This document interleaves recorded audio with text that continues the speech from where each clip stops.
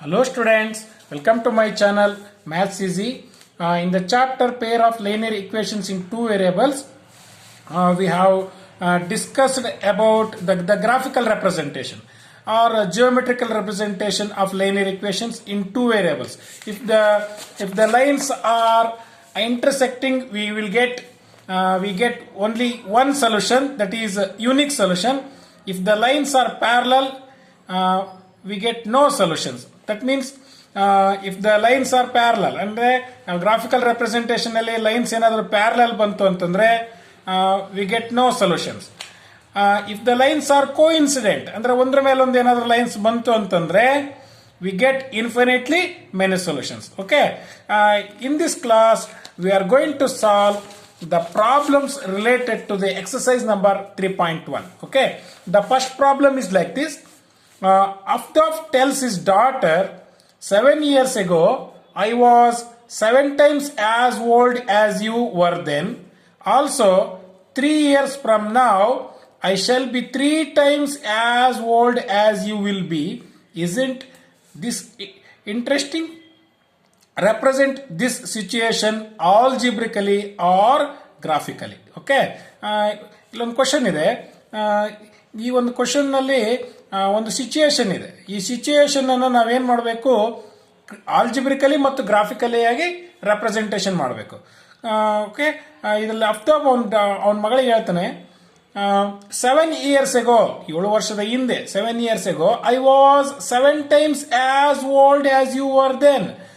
ನಾನು ಆ ವಯಸ್ಸಿನಲ್ಲಿ, ನೀನು ಯಾವ ವಯಸ್ಸಿನಲ್ಲಿದ್ದೋ ಆ ವಯಸ್ಸಿನ 7ರಷ್ಟು ನಾನು ದೊಡ್ಡವನಾಗಿದ್ದೆ ಅಂತಂದು ಹೇಳ್ತಾನೆ. ಅಂದ್ರೆ 7 ವರ್ಷದ ಹಿಂದೆ ನಿನ್ನ ವಯಸ್ಸಿನ 7ರಷ್ಟು ನಾನು ದೊಡ್ಡವನಾಗಿದ್ದೆ ಅಂತ ಹೇಳ್ತಾನೆ. This is first situation. Also ಅಂದಾಗ ಇನ್ನು ಸೆಕೆಂಡ್ ಸಿಚುಯೇಷನ್ ಶುರು ಆಗುತ್ತೆ. 3 years from now ಅಂದ್ರೆ ಈ 3 ವರ್ಷದ ನಂತರ, ಈಗಿರುವ ವಯಸ್ಸಿನ 3 ವರ್ಷದ ನಂತರ I shall be 3 times as old as you will be. ನಾನು ನಿನ್ನ ವಯಸ್ಸಿನ 3ರಷ್ಟು ದೊಡ್ಡವನಾಗಿರ್ತೀನಿ ಅಂತ ಹೇಳ್ತಿದ್ದಾನೆ ಅವನು, ಯಾರೋ ಅಫ್ತಾಬ್. ಹಂಗಿದ್ದ ಮೇಲೆ ಇಲ್ಲಿ 2 ಸಿಚುಯೇಷನ್ ಇದೆ. ಈ 2 ಸಿಚುಯೇಷನ್ಗೆ ತಕ್ಕಂತೆ ನೀವೇನ್ ಮಾಡಬೇಕು, ಈಕ್ವೇಶನ್ಸ್ ಅನ್ನ ಬರ್ಕೋಬೇಕಾಗತ್ತೆ. That we get the representation algebraically representation ಅಂದ್ರೆ ಈ 2 ಸಿಚುಯೇಷನ್ ಅನ್ನ ನಾವು ಈಕ್ವೇಶನ್ ಆಗಿ ಬರ್ಕೋಬೇಕು. By using graph we represent these 2 equations graphically. ಹೌದೇನೆ, ಬೈ ಯೂಸಿಂಗ್ ಗ್ರಾಫ್ ಮೂಲಕ ನಾವೇನ್ ಮಾಡಬಹುದು, ಗ್ರಾಫಿಕಲಿ ರೆಪ್ರೆಸೆಂಟೇಷನ್ ಅನ್ನ ಮಾಡಬಹುದು. Okay, right. This is exercise number 3.1. First one is algebraic representation.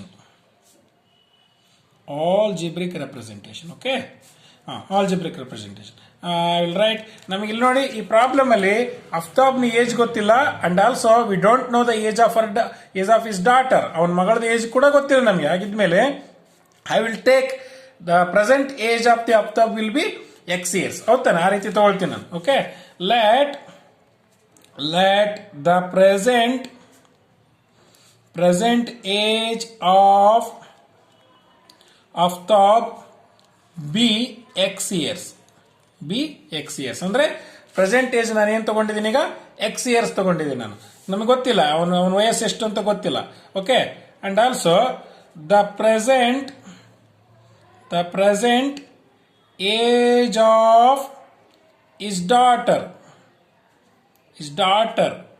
B y years.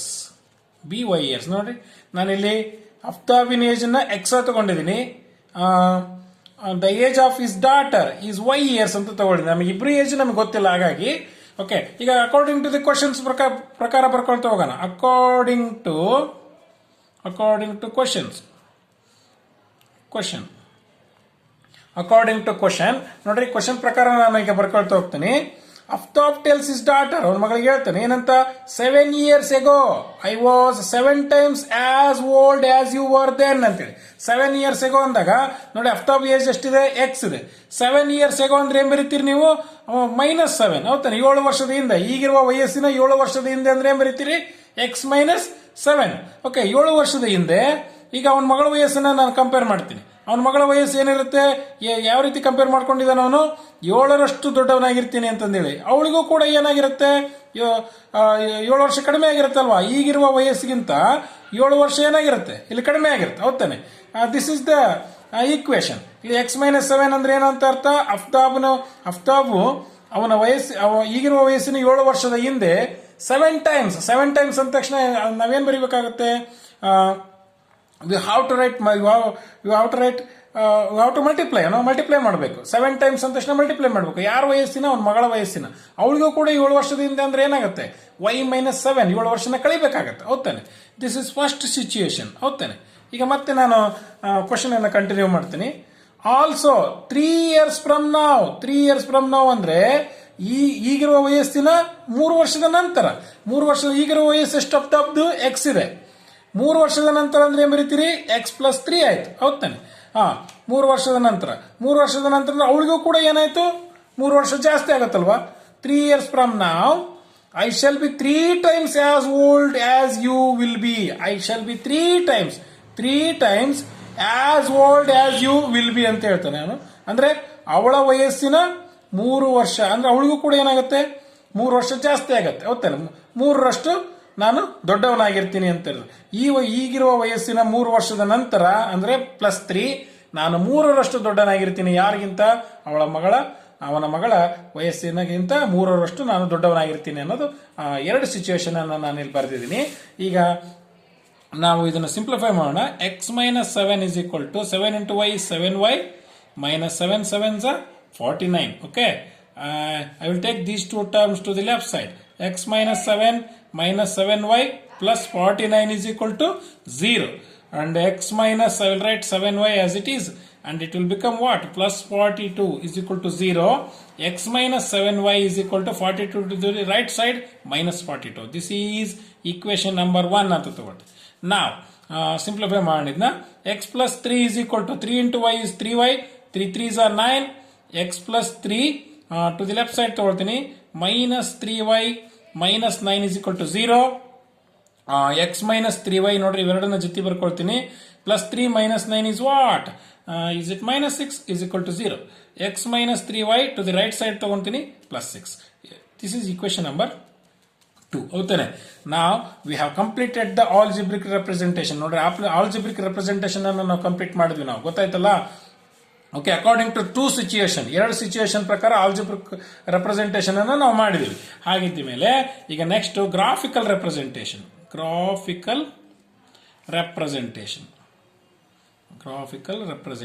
Okay, graphical representation ಯಾವ ರೀತಿ ಮಾಡಬಹುದು ಅಂತೇಳಿ. Okay, I will take the equation number 1 from equation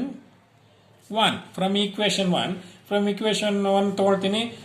x minus 7y is equal to minus 42. This is equation number 1. ಹೌದಾನೆ? You have to make it the table ಮಾಡ್ಕೋಬೇಕಾಗುತ್ತೆ. ಯಾಕಂದ್ರೆ graph ನಲ್ಲಿ points ನಾವು plot ಮಾಡಬೇಕಾಗುತ್ತೆ. At least we need 2 points. ಹೌದಾನೆ? 2 points ನಮ್ಗೆ ಬೇಕೇ ಬೇಕು. ಆಗಿದ್ದ ಮೇಲೆ we have to make x coordinate and y coordinates points ನ x, y and at least 2 points ಬೇಕಾಗ್ತವೆ ನಮಗೆ. ಎಷ್ಟಾದ್ರೂ ಇರ್ಬೋದು, ಮೋರ್ ದೆನ್ 2 ಎಷ್ಟಾದ್ರೂ ತಗೋಬಹುದು ನೀವು. ಅಟ್ ಲೀಸ್ಟ್ 2 ಪಾಯಿಂಟ್ಸ್ ಬೇಕಾಗ್ತವೆ. ಹಾಗಿದ್ದ ಮೇಲೆ ಈಗ ಯಾವ ಪಾಯಿಂಟ್ಸ್ ಅನ್ನ ನಾವು ತಗೋಬೇಕು ಅನ್ನೋದು, ದಟ್ಸ್ ವೆರಿ ಇಂಪಾರ್ಟೆಂಟ್. ಯಾವ ಪಾಯಿಂಟ್ಸ್ ತಗೋಬೇಕು ಅನ್ನೋದು. Okay, I will write like this. minus 7y is equal to minus 42. x to the right side minus x ಆಯ್ತು. minus 7y is equal to minus ಅನ್ನ ಕಾಮನ್ ತಗೊಳ್ತೀನಿ. 42 plus x, plus into minus is minus, minus into plus is minus. Minus get cancelled. 7y is equal to 42 plus x.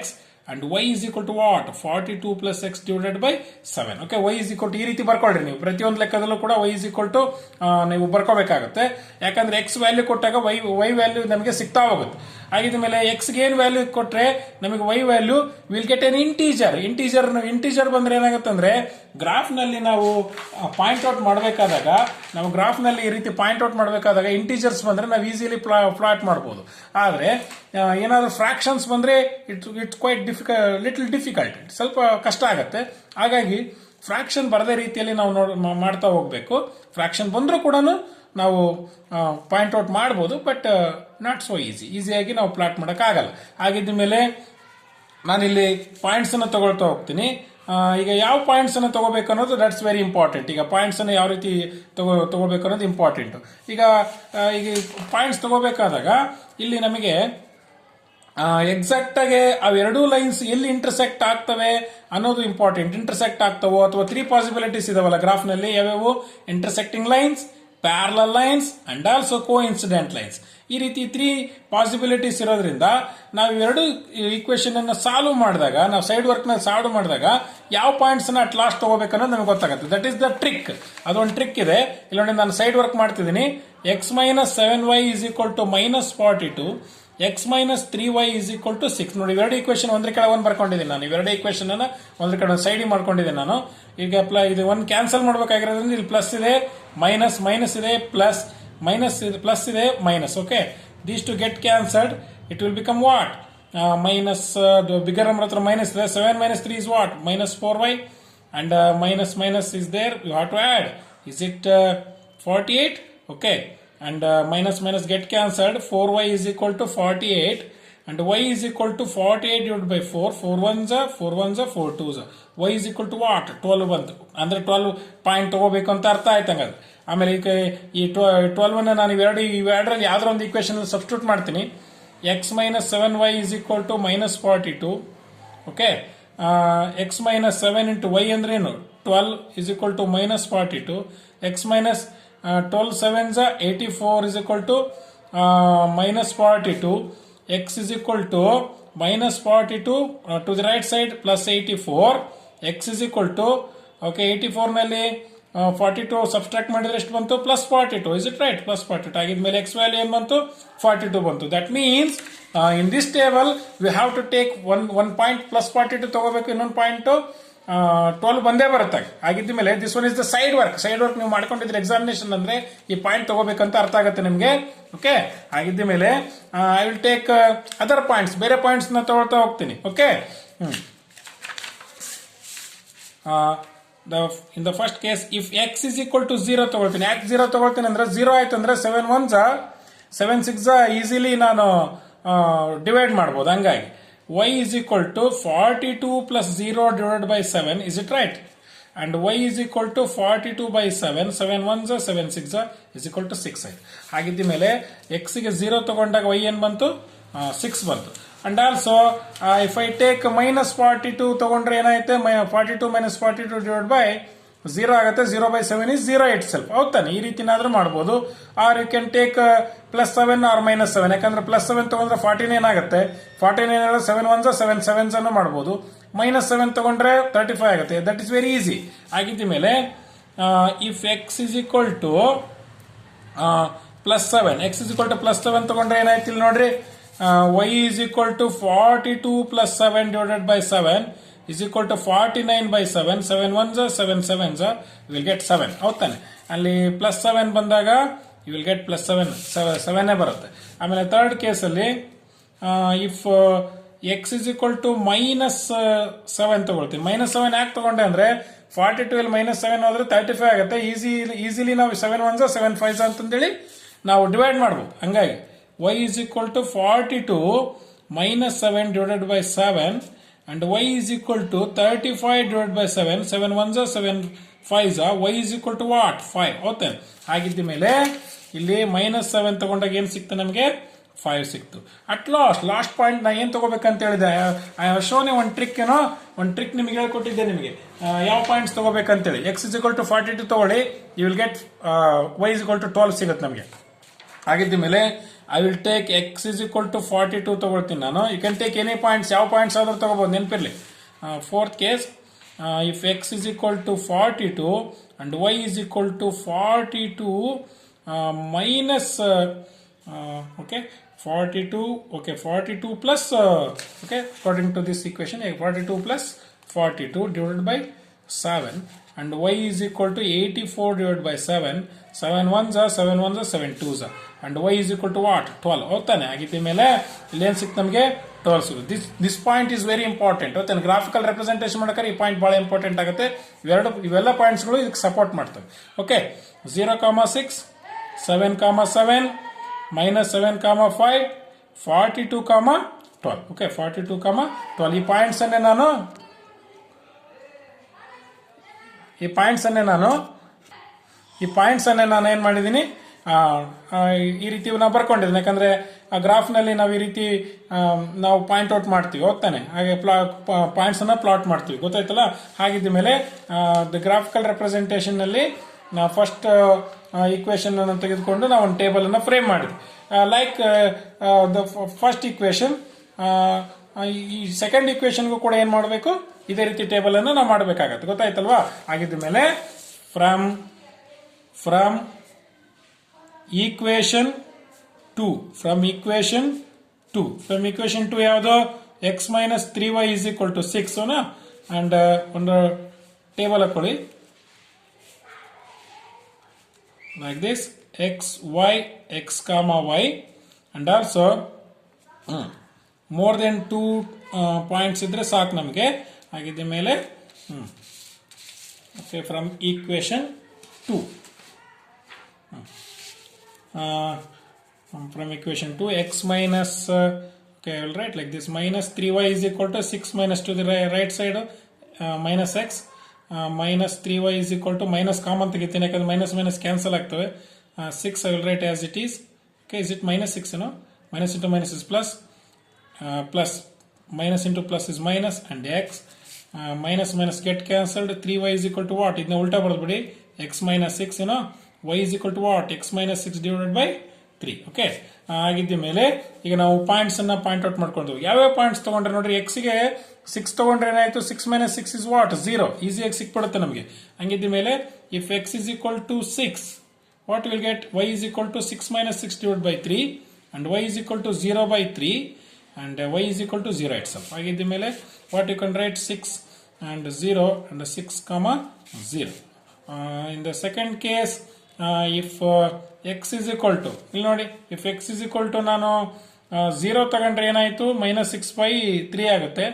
Easily we can divide it. ಆಗಿದ್ದ ಮೇಲೆ if x is equal to 0, y is equal to 0 minus 6 divided by 3, and y is equal to minus 6 divided by 3.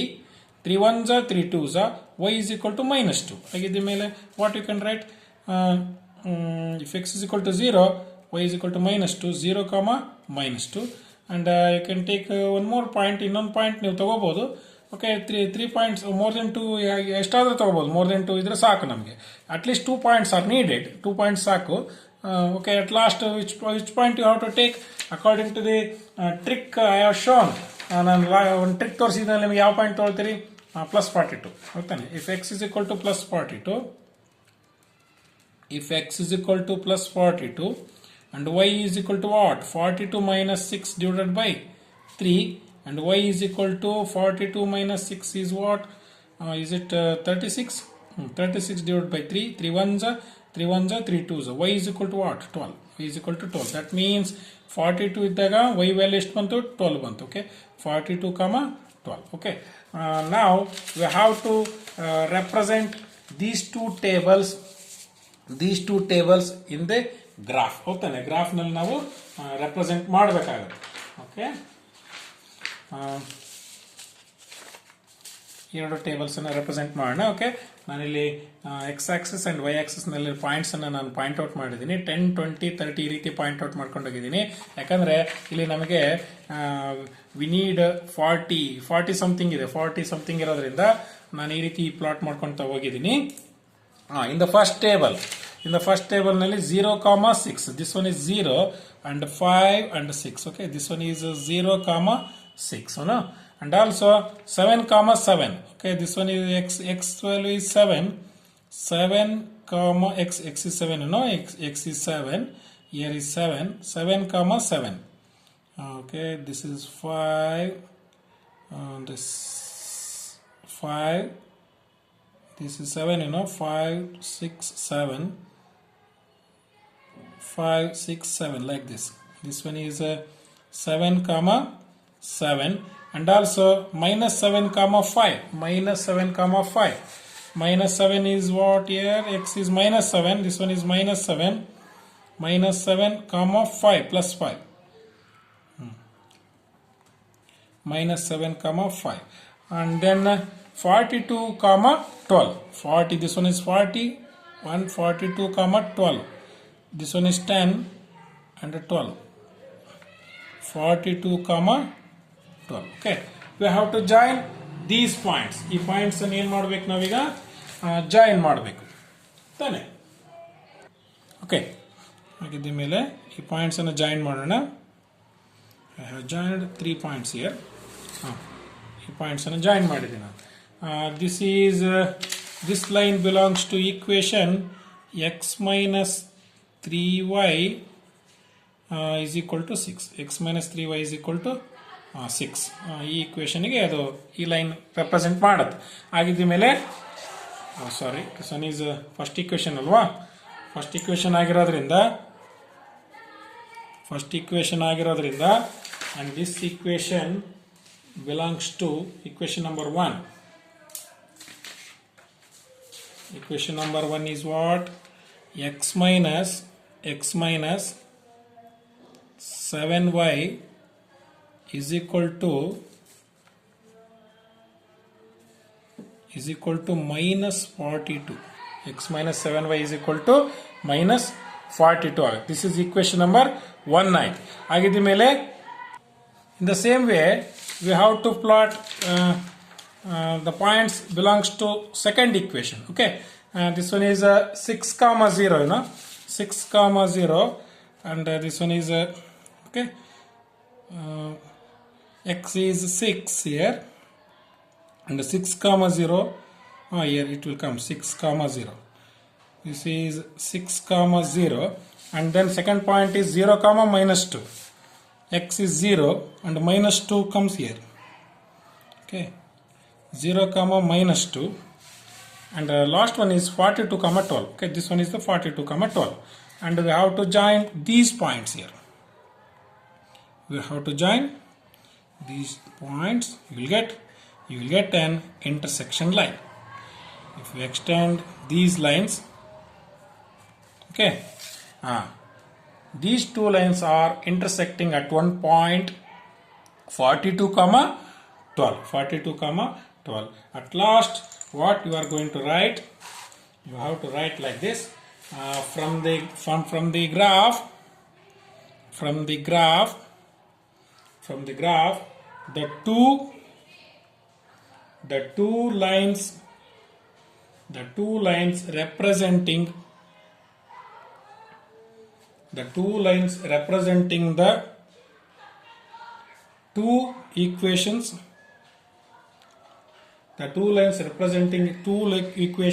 are intersecting at point 42 comma 12. Okay, I think students you have understood this question. In the next class we are going to solve the second question. Okay, thank you.